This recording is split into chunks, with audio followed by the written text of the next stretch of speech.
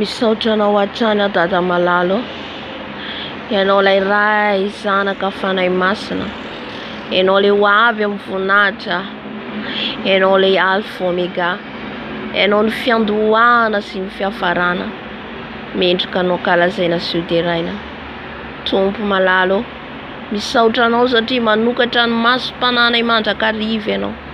Mba hahalalànay fa eo aminay hatrany ianao. Mandra-pataperan'izao tontolo izao.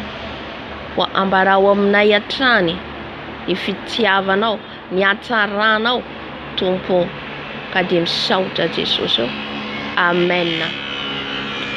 Ny fahitana izay natorin'ny Tompo ahy, zaho zany tao anatin'ny vavaka fibebana tamin'izay maraina, vakaiky mandiva maraina. Dia nanao vavaka fibebana fotsiny zany aho, fifonana. Riavana misy heriny ny fibebana, misy hery.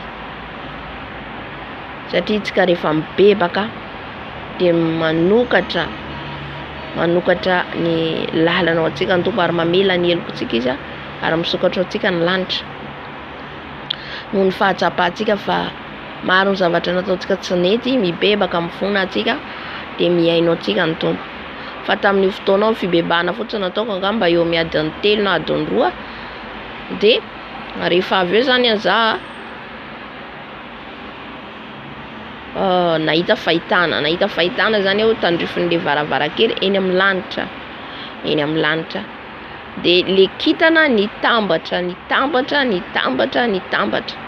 Le kintana eny amin'ny lanitra zany. Ny kintana dia nanome forme A, grand A. Dia zavain'ny fanahy masina hoe izy lay alfa. Halleluja.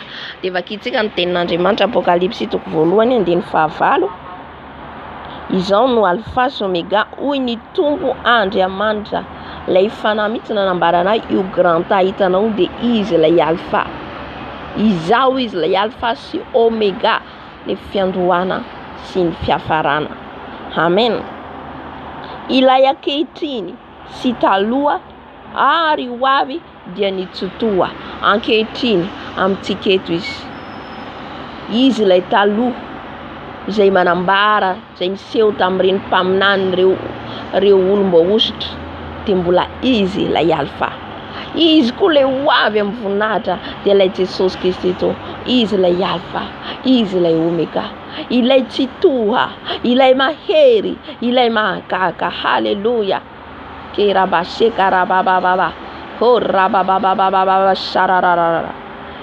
Tsara ianao Jesosy. Manambara ny hatsaranao hatrany, manambara fa eo amintsika ny Tompo, manambara fa tiantsika izy. Efa mahatsapa antsika ny fahadisoantsika ka mibebaka, miaiky ny helokontsika. Izay manafina ny fahotana izy tsy ambinina, fa raha mitsotra an'izany tsika dia azo famelan-keloka, faly tamiko ny Tompo tamin'ilay fibebana izay nataoko.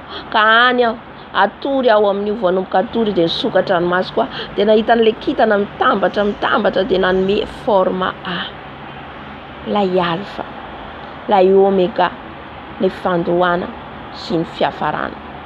Amen. Dia voninahitra ho an'i Jesosy irery ihany ho azy hatramin'ny taona indrindra ho mandrakizay. Amen. Raha mbola tsy tonga Jesosy Kristy Tompo, ola mizara ny hatsarany foana antsika mba angitahitantsika azy hatrany. Amen.